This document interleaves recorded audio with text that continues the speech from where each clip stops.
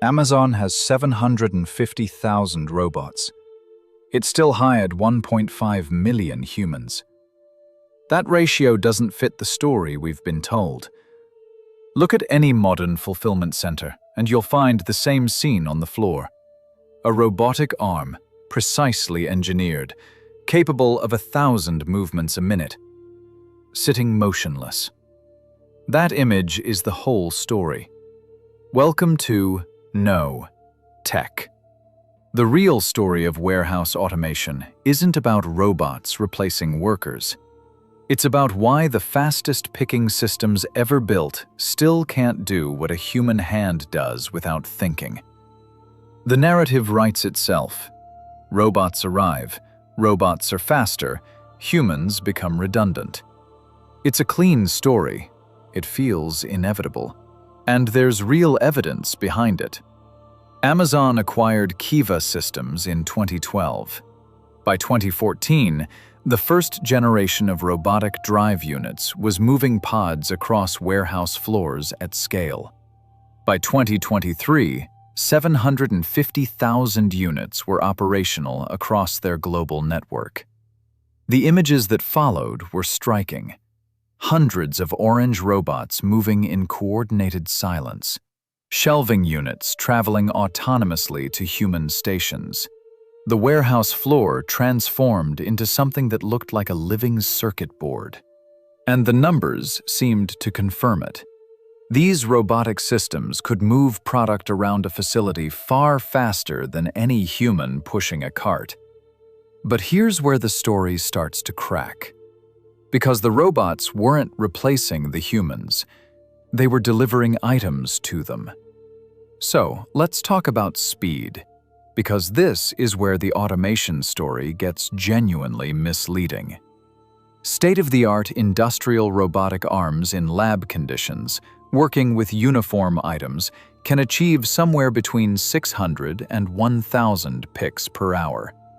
That number is real, but it describes a specific class of technology operating under conditions that rarely exist on a real warehouse floor. Real-world integrated picking systems, working across a broader range of items, typically operate at meaningfully lower rates. A trained human picker handles 300 to 400 picks per hour. On raw numbers, the robot wins by a factor of 2 or 3. In the lab, on uniform items. But here's the constraint that changes everything. And it's the reason human-robot collaboration persists at production scale. Robotic picking systems achieve those peak rates with a limited, carefully controlled range of items. Same-sized boxes, consistent packaging, predictable shapes. Conditions managed precisely in the test environment and rarely replicated across a real product catalog. This is the SKU variability problem. SKU stands for Stock Keeping Unit, every unique product variant in a catalog. A modern e-commerce operation might carry tens of millions of distinct SKUs, and the diversity of those items is not a minor engineering footnote. It is the central constraint that raw speed numbers don't capture. Think about what a real fulfillment catalog contains. A wrinkled shirt, a flexible pouch, a clear plastic container where machine vision struggles to find an edge, a small electronics bag with reflective packaging that confuses sensor arrays. Items that vary not just in size, but in material, deformability, surface texture, and transparency. Reliable grasping of irregularly shaped, deformable, or transparent items across a full production-scale catalog remains unsolved. Specialized systems, soft grippers, advanced vision, have made meaningful progress in narrow, constrained domains. But the gap between "it works on a controlled range of items in the lab" and "it works across a catalog of millions of variants on the warehouse floor" is still wide. That gap is actively being researched. It has not been closed. The human picker handles virtually unlimited item variety. The robot, as of now, cannot. Not reliably, not at production scale, not across the full breadth of what a modern fulfillment center actually ships. Not because the robots are slow in controlled conditions, because the real world doesn't come in uniform boxes.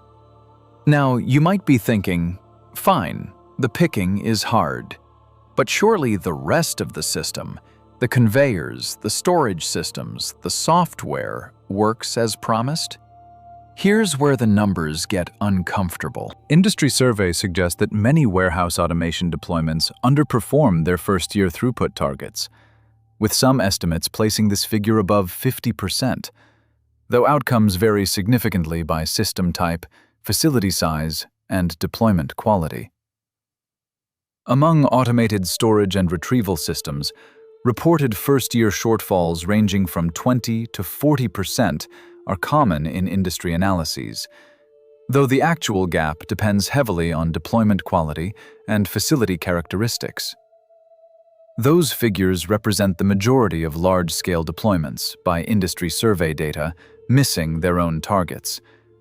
And it's worth understanding exactly why.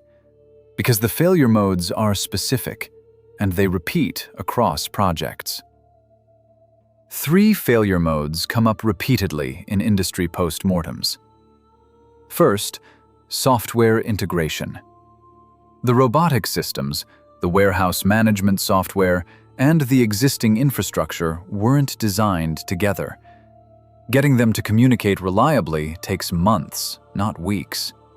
Each system speaks a slightly different protocol, and the translation layer between them is where projects stall. Integration delays of 6 to 8 weeks are common.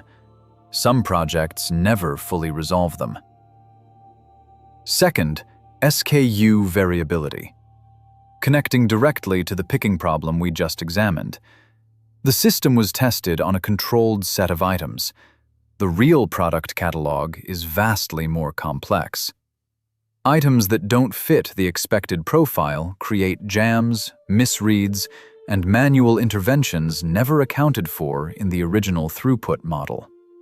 When you deploy into a real catalog, the SKU diversity that wasn't modeled in testing becomes a daily source of unplanned downtime.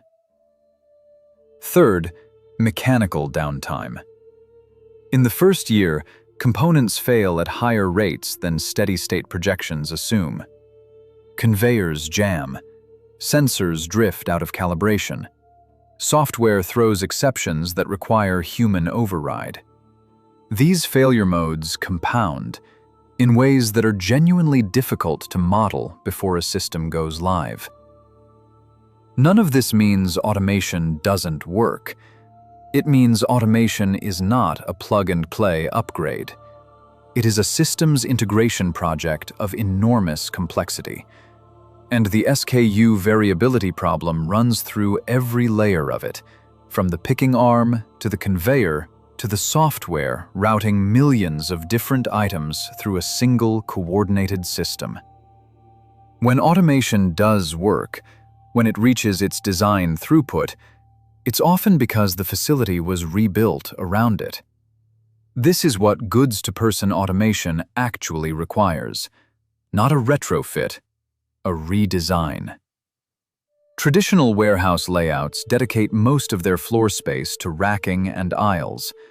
Workers travel to the product. In a goods-to-person system, the product travels to the worker. That inversion sounds simple. The physical reality is not. GTP systems can reduce floor space requirements by up to 75% compared to traditional racking layouts. That is a genuine efficiency gain, but it comes with a trade-off that press announcements rarely lead with. The compact grid that creates that space efficiency also concentrates your SKU handling into a smaller physical footprint, which means that when SKU variability causes a jam or a misread, and it will, The impact propagates through the system faster than it would in a traditional dispersed layout. The efficiency gain and the fragility risk come from the same design choice. And then there's the price tag. Mid-size deployments carry capital costs of $10 to $30 million. And that's before you account for facility downtime during the transition, staff retraining, and software customization. For a well-executed deployment with a well-matched product catalog, the ROI timeline runs 18 to 24 months. For a troubled one, or one where SKU diversity was underestimated, it stretches considerably further. Companies like Ocado, Gap, and Alibaba have deployed GTP systems at scale. The results, when integration succeeds and the product mix is well matched to the system's constraints, are real.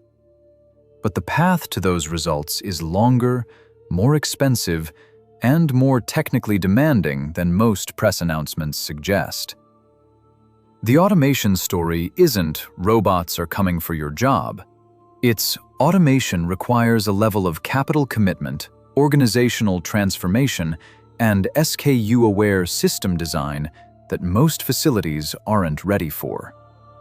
That's a less exciting headline. It's also the more accurate one. There's one more piece of this puzzle that almost never makes it into the automation conversation, and it's written into international law. In 2016, the International Organization for Standardization published ISO TS 15066, the technical specification governing collaborative robot safety, and a standard that continues to evolve as the technology develops. The standard sets hard limits, contact force thresholds, under 65 newtons for chest contact, for example, and operational speeds typically restricted to under 1.5 meters per second in shared zones, though actual limits vary based on the body part at risk and how contact force is managed. These aren't suggestions. They're compliance requirements for any cobot operating in proximity to a human worker. That speed restriction has a measurable cost. Cobots in shared human-robot zones typically run at lower throughput than fully segregated robotic systems, with reported penalties ranging from 15 to 30%, though the actual impact varies significantly based on task type, facility layout, and whether speed is the true bottleneck. That gap is not a design flaw. It's a deliberate engineering trade-off. Safety compliance carries a measurable price, paid in throughput every shift. Facilities that want maximum throughput have to physically separate their human and robotic zones. That separation requires space, dedicated infrastructure, and careful workflow design, which brings us directly back to the capital costs and redesign requirements from the last chapter. Every choice in warehouse automation is a trade-off. Speed against flexibility, capital cost against operational efficiency, throughput against safety. There is no configuration that wins on every dimension simultaneously, and SKU variability runs through all of it, because the items hardest for robots to handle are also the ones most likely to end up in a shared zone where a human has to step in. The engineers designing these systems know this. The press releases announcing them often don't mention it. So let's return to where we started. 750,000 robots, 1.5 million humans. As of 2023, those are Amazon's numbers. And they are not an accident of timing, not a temporary state before full automation arrives. They reflect the actual engineering reality of modern fulfillment at scale, given the constraints we've just walked through. Robots handle the travel. Humans handle the judgment. Robots move pods across floors at scale. Humans select items from a catalog that doesn't come in uniform boxes. Items that vary by shape, material, transparency, and deformability in ways that current robotic systems cannot reliably handle across millions of SKUs. The SKU variability problem isn't a footnote to this story. It is the story. The question was never robots or humans. The question has always been, which tasks can be reliably automated across a real-world product catalog, and which ones still require the adaptability of a human hand? Automation has genuinely transformed fulfillment. Pick a travel time has dropped dramatically in GTP deployments. Case studies and industry analyses document reductions of 50 to 70% in facilities where the system is well matched to the product mix. Throughput per square foot has increased, and occupational health research broadly supports the principle that reduced walking distances lower musculoskeletal strain risk, a benefit consistent with how GTP systems are designed, though comprehensive peer-reviewed data specifically isolating Amazon's outcomes at scale remains limited. But the transformation is not replacement, it's redistribution. The human role has shifted from traveling the warehouse to standing at a station and making rapid, accurate decisions about items a robot cannot yet reliably handle. That shift is real. So is the fact that 1.5 million people are still making it every day. The fastest picking systems in the world still need human hands.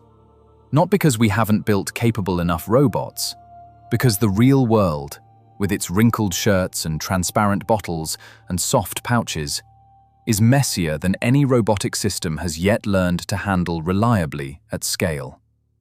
The SKU variability problem is an active research frontier, not a solved one. Progress is real and ongoing. The production scale gap remains. This story reminds us that the hardest engineering problems aren't the ones that look hard on a spec sheet. They're the ones that look trivially easy, until you try to automate them across a catalog of millions in a facility that wasn't designed for it, under safety regulations that cap your speed, with software that wasn't built to talk to your hardware. A wrinkled shirt, solved in milliseconds by a human hand, still an open research problem for a robotic gripper working across a real product catalog at production scale. But warehouse automation isn't the only frontier where the gap between "it works in the lab" and "it works at scale" is wider than anyone expected. I'm here to help you know the engineering problems nobody's solved yet. What other automation challenge do you think is harder than it looks? Tell me in the comments.